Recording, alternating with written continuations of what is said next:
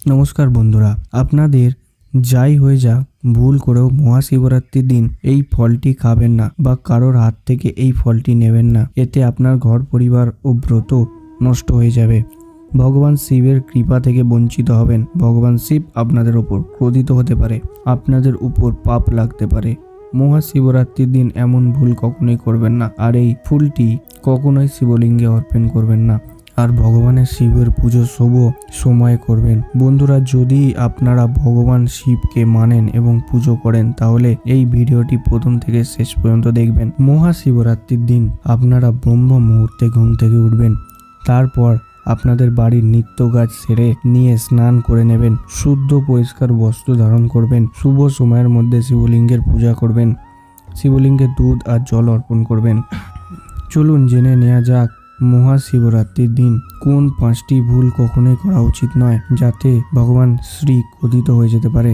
মহাশিবরাত্রি পবিত্র দিনে যাই হয়ে যাক ভুল করেও আপনারা মাছ, মাংস, রসুন, পেঁয়াজ, ডিম এই আমিষ খাবার কখনোই মুখে তুলবেন না।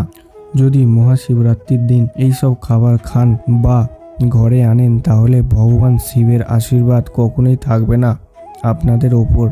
আর মনে রেখে এই দিনকে আপনারা নিরামিষ আহার গ্রহণ করবেন। যারা ব্রত রাখবেন না যারা ব্রত রাখবেন তারা নির্জলা উপবাস করবেন। তাছাড়া যারা ব্রত রাখবেন না তারা বেশি বেলা পর্যন্ত বিছানায় শুয়ে থাকবেন না, এতে আপনাদের ভাগ্য শুয়ে পড়বে। মহাশিবরাত্রির দিন ডাল, চাল, আটা, ময়দা তৈরি কোনো জিনিস খাবেন না। আর মনে রেখে এই দিনকে কোনো রকমের কালো জামা কাপড় পরবেন না। মহাশিবরাত্রির দিন স্বামী স্ত্রী কোনো রকম শারীরিক সম্পর্ক করবেন না এবং যতটা পারবেন দান পূর্ণ করার চেষ্টা করবেন। মহাশিবরাত্রির দিন এই জিনিসগুলি শিবলিঙ্গে দেবেন না।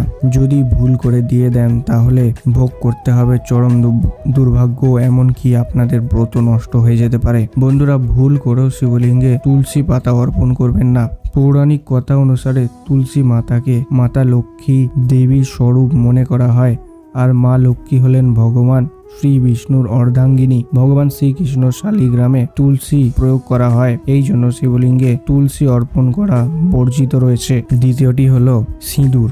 সিঁদুর এক প্রকার শৃঙ্গার। ভগবান শিব হলেন এক প্রকার বৈরাগী মহাকাল। ঠিক এই কারণেই কোনোদিনও শিবলিঙ্গে সিঁদুর অর্পণ করা উচিত না। 3 নাম্বার, শিবরাত্রির দিনে যতটা পারবেন কালো জামাকাপড় পরা থেকে দূরে থাকবেন এবং চেষ্টা করবেন সবুজ পোশাক বা লাল, হলুদ, গোলাপি, কমলা বা সাদা রঙের পোশাক পরতে পারেন। নাম্বার 4, হলুদ সমস্ত দেবদেবীর পূজায় অনুষ্ঠানে ব্যবহার করা হয়। বিনাশের দেবতা ভগবান শিবকে কখনোই হলুদ অর্পণ করা হয় না। নাম্বার 5, কেতুকী ফুল।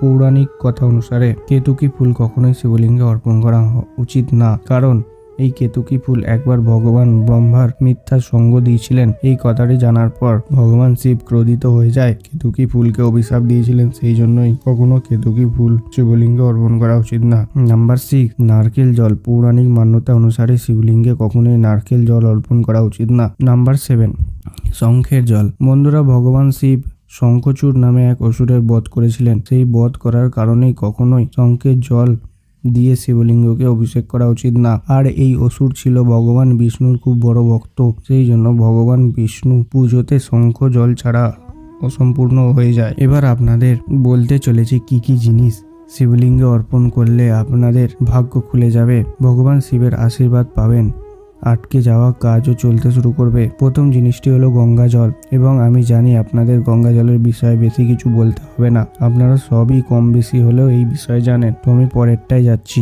দ্বিতীয়টি হলো বেলপাতা। 3টি পাতাওয়ালা বেলপাতা, যেটাকে ত্রিদেব রূপ হিসেবে মানা হয়। চতুর্থ হলো ধুতরা ফুল, ভগবান শিবের অত্যন্ত প্রিয়। পঞ্চম হলো ধুতরা ফল, এটি ধুতরা ফল শিবের পঞ্চম হলো ধুতরা ফল। একটি ধুতরা ফল শিবলিঙ্গের অর্পণ করুন, এতে আর্থিক দিক থেকে ভগবানের কৃপা পাবেন। এবার আপনাদের বলে দিই যে শিবরাত্রির দিনে এমন কি জিনিস যেটা একবার হলেও যদি আপনারা খান তো সারা বছর আপনাদের পরিবারে এত ধনসম্পত্তির বৃদ্ধি হবে যেটা আপনাদের ধারণার বাইরে। বন্ধুরা, শিবরাত্রির দিন আপনারা যদি বেল ফল খান, সেই বেল ফল যদি আপনারা শিবলিঙ্গে অর্পণ করার পর প্রসাদ হিসেবে গ্রহণ করেন আপনি আর আপনার পরিবার, তাহলে আর্থিক সম্পত্তি বৃদ্ধিতে কৃপা হবে। আর যদি আপনারা একান্তই না পান তাহলে খেতে পারেন কুল। শিবলিঙ্গে অর্পণ করার পর সেই কুল প্রসাদ স্বরূপ আপনিও আপনার পরিবার খেয়ে নেবেন। এই ফলটি খেলে আপনাদের ব্রত সম্পূর্ণ হবে। এছাড়া আপনারা ভগবানের অত্যন্ত প্রিয় খাবার মালপোয়া বা ক্ষীর বানিয়ে শিবলিঙ্গে অর্পণ করতে পারেন এবং পূজার শেষে সেই ক্ষীর আপনিও আপনার পরিবার প্রসাদ হিসেবে খেয়ে নিতে পারেন। বন্ধুরা, আজকের ভিডিও এতটাই। দেখা হচ্ছে পরের ভিডিওতে।